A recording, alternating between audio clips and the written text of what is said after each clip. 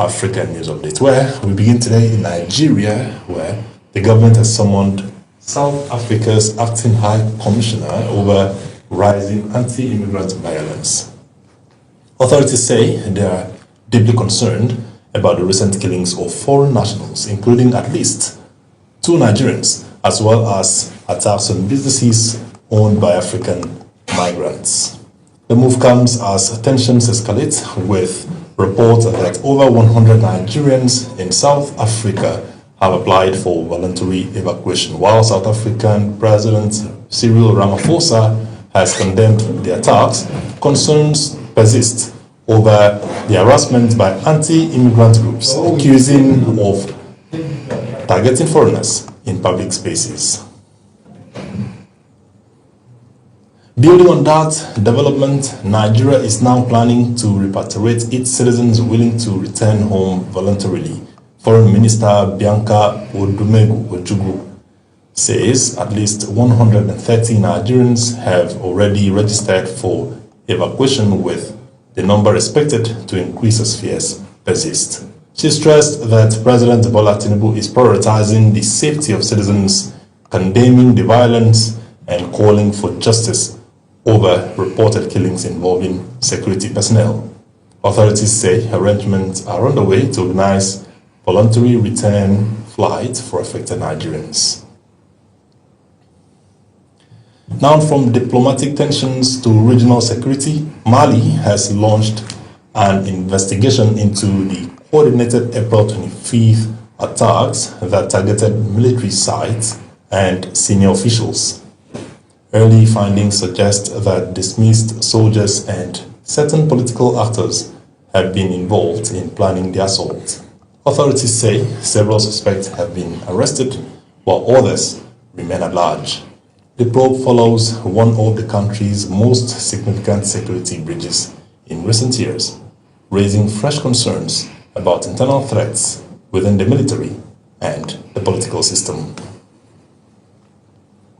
As security concerns unfold, attention turns to migration and refugee movements in East Africa.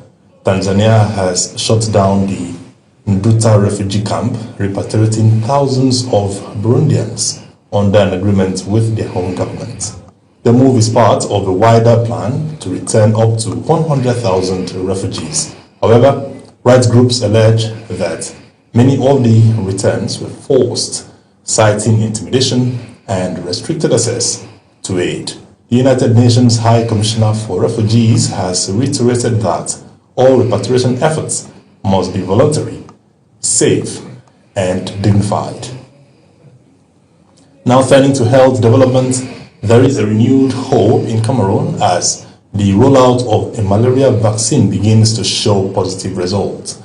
Mothers report fewer infections among vaccinated children, offering a breakthrough in the fight against one of the country's deadliest diseases. Health experts say the vaccine significantly reduces severe cases when administered properly, and according to the World Health Organization, children under 5 account for the majority of malaria-related deaths, making this intervention especially critical.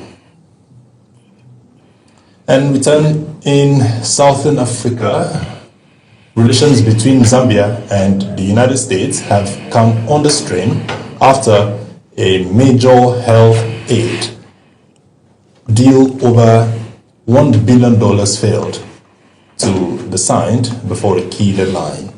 The agreement was expected to fund programs tackling HIV, malaria, and maternal health. U.S. officials have expressed frustration over delays, while Zambia says discussions are ongoing and should follow diplomatic procedures. Despite the setbacks, Washington have pledged to continue essential health support through future long-term assistance, which may depend on reforms. Now, shifting focus to global diplomacy, Taiwan's President Lai Ching-te has visited Eswatini to reinforce ties with one of its few remaining allies. The visit included the signing of cooperation agreements and renewed commitments to diplomatic relations. Eswatini's King Matuwati III reaffirmed his country's support for Taiwan's participation in global affairs despite mounting pressure from China. The visit underscores ongoing geopolitical competition over diplomatic recognition. And lastly, in North Africa, Morocco's King Mohammed VI has appointed his son, Crown Prince Moulay El Hassan, to a senior coordinating role with the armed forces. The move places the 22-year-old at the center of military operations and strategic planning. Analysts say the appointment is part of a preparation for future leadership, mirroring the king's own path to power. It also signals continuity within Morocco's institution as the crown prince takes on greater national responsibilities. And that has been African News Update.